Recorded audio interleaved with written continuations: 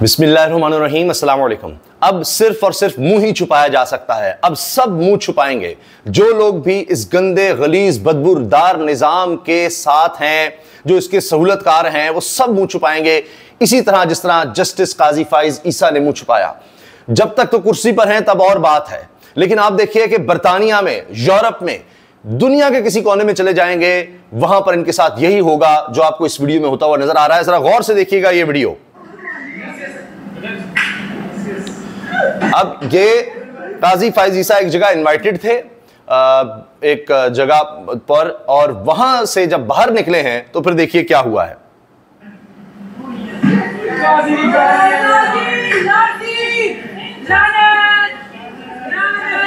अब ये गाड़ी में पीछे गौर से देखिएगा, काजी साहब घुटनों में मुंह देकर छुपा रहे हैं।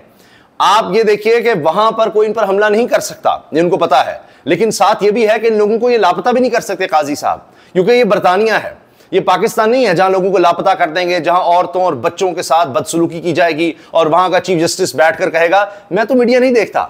जहां इलेक्शन के दौरान उनसे कागजात नामजदगी छीने जा रहे होंगे, औरतों की चादरें छीनी जा रही होंगी, वहां ये सब कुछ होगा।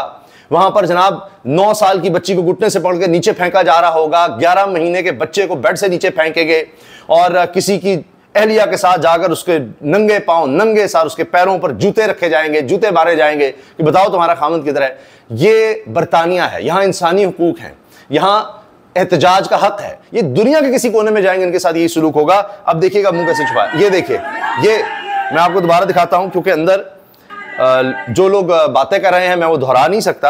ये मैं आपको स्टिल करके, ये देखिए, ये यहां पर काजी साहब ने पिछली तरफ बैठे हैं और घुटनों के अंदर मुंह दे दिया है और छुपा रहे हैं। ये देखिए, ये देखा आपने, ये देखिए, ये उनका चेहरे की एक साइड नजर आ रही है, झुका हुआ है सर घुटनों के अंदर। सारी उम्र ऐसी ही जिंदगी गुजारनी होगी, सारी उम्र इनको यही कुछ बर्दाश्त करना पड़ेगा। अब जहां जाएंगे इनके साथ यही होगा। आप ये देखें, उसके बाद वहां पर लोगों ने रोक लिया, वीडियोस भी लोग बना रहे हैं वहां पर, और ये देखें आप, ये हाल है। हत्ता कि अब लोग ये कहते हैं, सहाफियों का ये कहना है कि ताज्जुब की बात नहीं होगी कि काजी फाइज साहब को किसी जगह अंडे या जूते पड़ जाएं। ये आप देखिए, ये काजी साहब का आपको सर नजर आ रहा है, ये कान का कुछ हिस्सा चेहरे का, और ये उन्होंने साथ ही सर नीचे कर लिया। तो यहां तो आते हैं तो जनाब पुलिस और गार्ड और पता नहीं कौन कौन उनके साथ प्रोटेक्शन होता है, जो आप शरीफ खानदान का देखते हैं, तो ये भी उनके साथ जुड़े हुए। तो ये अब जनाब मनाजिर हैं। अब ये हमेशा याद रखे जाएंगे कि ये हुआ था पाकिस्तान के साबिक चीफ जस्टिस के साथ, क्योंकि उसने पाकिस्तान में बदतरीन इलेक्शंस करवाने में सहूलतकारी की, उसने पाकिस्तान में इंसानी हुकूक की तबाही में सहूलतकारी की। सबसे बढ़कर उसने अपने इदारे के साथ जो किया, जहां पर वो काम करता रहा, जहां से वो टैक्स लेता रहा, टैक्स की तनख्वाह लेता रहा, और गरीब लोगों के टैक्स के पैसे से उसको तनख्वाह मिलती थी लाखों रुपया, और वो गरीब मारे जा रहे थे, उनके घर तबाह किए जा रहे थे, उनके कारोबार तबाह किए जा रहे थे, उनको बगैर वजह के, बगैर किसी कानूनी वजह के उठाया जा रहा था, उनको जेलों में रखा जा रहा था, और इंसदाद दहशतगर्दी के पर्चे हो रहे थे, और उन्हीं की टैक्स के पैसों से तनख्वाह लेता रहा। और आज आप इसका देख लीजिए क्या हाल है कि ये मुंह छुपाता फिरा है, और जो लफ्ज, जो गालियां दी जा रही हैं वो मैं दोहरा नहीं सकता। आप अंदाजा लगाइए, ये कुछ हो रहा है काजी फाइसा के साथ। कहां कहां से बचेंगे अब ये? जिस मुल्क जाएंगे ओवरसीज पाकिस्तानी तो हर जगह पर हैं। आप ये देखें कि इतना निजाम ये बदबूदार गलीज और गंदा है कि कोई इनके हवाले से साथ खड़ा होता है, या ये कहें कि मुखालिफ भी है। मैं मिसाल देता हूं मौलाना फजलुर रहमान साहब की। फजलुर रहमान साहब इस हुकूमत का हिस्सा नहीं है, लेकिन उनको जस्टिफिकेशंस देनी पड़ रही है, हर जगह वजाहत देनी पड़ रही है कि जी वो 26वीं आईनी तरमीम क्यों पास कराई, 26वीं आईनी तरमीम क्यों पास करवाई। इनका किसी भी चीज में थोड़ा सा भी साथ देना इतनी बड़ी बदनामी है कि फजलुर रहमान साहब जहां जाते हैं, जिस शहर जाते हैं, जहां मीडिया से बात करते हैं, वो यही कहते हैं मजबूरी थी, मजबूरी थी। 26वीं आईनी तरमीम ना पास करवाते तो इन्होंने 11 लोग खरीद लिए हुए थे। ये फजलुर रहमान साहब के अल्फाज हैं कि जी 11 लोग इन्होंने खरीद लिए थे, हम क्या करते? तो फजलुर रहमान साहब आप खड़े होते, आप डट जाते, एहतजाज करते। जिन्होंने 11 लोगों को खरीदा, आप कह रहे हैं, आप उनके साथ बातचीत कर रहे हैं, मुस्कुरा रहे हैं, आज भी एहतजाज करेंगे। ठीक है, हमने 26 आईनी तरमीम पास करवा दी, लेकिन तुमने ये क्या किया? 11 लोग खरीदे, इतने बिकाऊ तुम लोग हो, तुम मंडियां लगाते हो, लोगों को लापता अगवा करते हो और पैसे लगाते हो। ये है जमहूरियत, ये है पार्लियामेंट। उसमें क्यों नहीं आते सामने? और उसके बाद फिर मुलाकातें करते फिरते हैं और कह तो रहे हैं कि 27वीं तरमीम नहीं पास करवाएंगे। 56 क्लासेस से हम उसको 22 क्लासेस पे ले आए।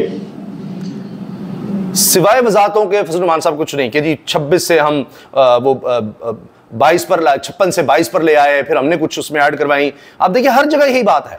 ये हुकूमत के साथ खड़े होना इतनी बदनामी का बायस बन चुका है। आप देखें जो जज भी हुकूमत लगाएगी वो पहले दिन से मशकूक होगा, कहलाएगा ये हुकूमती जज है, वो बदनाम होगा। इतना बुरा हाल हो चुका है, इतनी लोगों में नफरत आ चुकी इस निज़ाम के लिए। अब जनाब बैरिस्टर साद रसूल साहब जो हक सच की बात कर रहे थे, आईन और कानून की बात कर रहे थे, अब तो उनके लिए भी मसाइल हैं, मगर मीडिया में अब भी बोल रहे हैं। सुप्रीम कोर्ट का दायरा महदूद करके इनको दरखास्त की हद तक कर दिया। ये सब मिले हुए हैं और इसमें नहीं उन्होंने फजलुर रहमान साहब को भी तनकीद का निशाना बनाया है। जहाँ पर रियासत को, अदालत को लगे कि हमें इस मसले को ठीक करना है, वहाँ पर उसके पास अज़्फ़ की बात 26वीं तरमीम के अंदर इस वाली की कोर्ट के नीचे एक प्रोवाइजर है और इस प्रोवाइजर ने कहा कि सुप्रीम कोर्ट ये बता रहे हैं कि जी पहले सुप्रीम कोर्ट ताकत थी कि वो बुनियादी इंसानी हुकूक के लिए सो मोटो ले सकते थे, अब उन्होंने उसको महदूद कर दिया है। वो खुद से इस नहीं सुप्रीम कोर्ट चीज़ों को देख सकेगी। और ये वहाँ पर नौजवान जिन्होंने तहरीक इंसाफ के कारकुन जिन्होंने वहाँ पर काजी फैसल की वीडियो बनाई, एहतजाज किया, वो खुशी का इजहार कर रहे थे। लेकिन तहरीक इंसाफ का जो अपना एहतजाज था, अपना एहतजाज वो और था। ये तो वहाँ पर कोई नौजवान और कारकुन कहें या वो शयान अली और उनके साथ थे। ये था तहरीक इंसाफ का एक मुनज़्ज़म एहतजाज जो कि अटेंड किया मार्क मैकडोनाल्ड ने। ये बहुत बड़े बैरिस्टर हैं, बरतानिया में ज़्यादातर क्रिमिनल केसेस देखते हैं और ये भी काजी फैसल के खिलाफ एहतजाज करने पहुंचे क्योंकि क्रिमिनल लॉयर है और पूरी दुनिया में मशहूर है। उसको भी पता है कि इसने कितनी बर्बादी की है कानून और आइन की, इंसानी हुकूक की, आलमी सतह पर, कि बरतानिया को भी इनको लिख कर देना पड़ा, उनके भी असेंबली उनकी भी सफ़ीरों को, सफारतकारों को, कि जी मैंने तो बल्ले का निशान इसलिए छीना था। बदतरीन इलेक्शंस करवाए। अक़वाम मुत्तहिदा में बात हो रही है, अमरीका, बरतानिया, यूरोप, हर जगह एहतजाज, और उनके मेंबर पार्लियामेंट ये कह रहे हैं कि पाकिस्तान में इंसानी हुकूक की पामाली हो रही है, इमरान खान के खिलाफ गलत फैसले दिए जा रहे हैं। अक़वाम मुत्तहिदा की सतह पर बात हुई कि ये झूठे जाली केसेस हैं, इनको ख़त्म करना चाहिए। तो आप देखिए ना, आलमी सतह पर लोग पहुंचते हैं और आवाज़ उठा रहे हैं। वहाँ पर जनाब जुल्फ़ी बुखारी ने ये एहतजाज किया और ये मिडिल टेम्पल हॉल के बाहर जहाँ पर काजी फैसल को मदऊ किया गया था, और उन्होंने अंग्रेज़ी में वहाँ पर तकरीर की ताकि सबको पता लगे कि इस एहतजाज का मकसद क्या है। और आखिर में जनाब ये मैं थोड़ा सा आपको उनका सुनाता हूँ खिताब।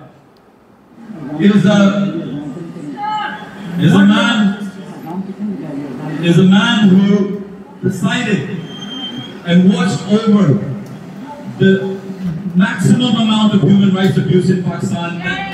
वगैरह काजी फैसल वो शख्स है जिसने इंसानी हुकूक की बदतरीन पामालियाँ करवाईं और फैसले वो दिए जिनसे ये इंसानी हुकूक की पामालियाँ हुई। इसके साथ जनाब फवाद चौधरी कह रहे हैं जी मुझे ये कोई खुशी नहीं हो रही काजी फैसल को इस हाल में देखकर, इस तरह जलील होते देखकर खुशी नहीं हुई, लेकिन 2 सालों में जिस जुल्म, फसाद, बर्बरियत का तहफ़्फ़ुज़ इस अदालत ने किया जिसके वो सरबराह थे, तो हैरत नहीं होती।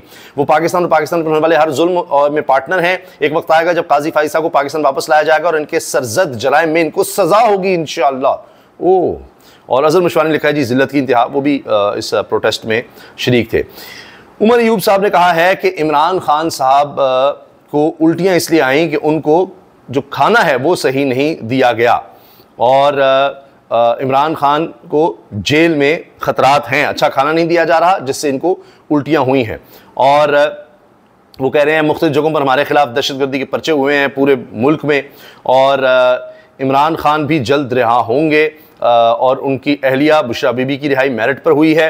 इसके अलावा उन्होंने कहा कि PTI की ख़वातीन को गिरफ्तार किया गया, चौधरी इम्तियाज़ की बेटी को घसीटा गया, स्पीकर कौमी असम्बली खुसूसी कमेटी के चेयरमैन खुर्शीद शाह अरकान की हिफाजत करें।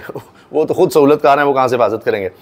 और उन्होंने कहा कि जी एक बदबूदार तरमीम की बू गई नहीं, दूसरी होने की मजम्मत करते हैं।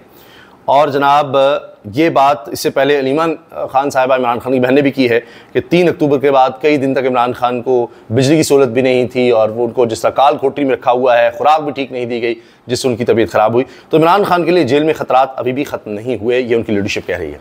इजाज़त दीजिए, अल्लाह हाफ़िज़।